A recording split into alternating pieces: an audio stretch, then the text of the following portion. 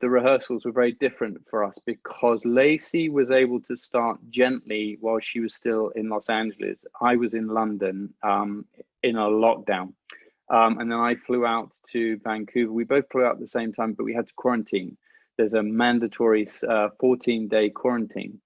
So I used that time very productively in getting in shape, both physically and mentally.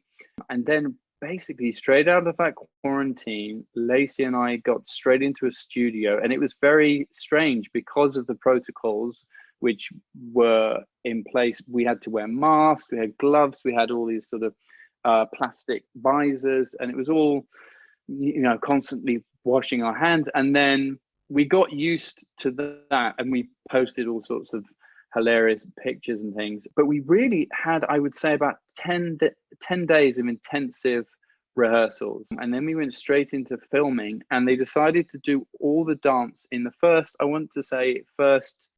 week to 2 weeks. So it was a very intense period of time.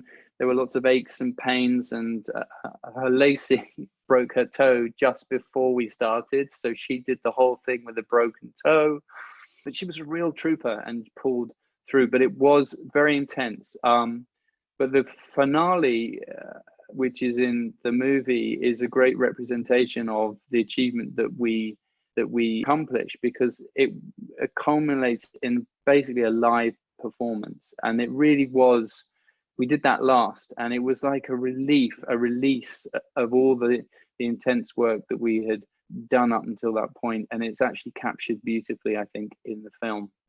There were similar things that I'd learned from the ballet world, but there's also a lot that I had to change.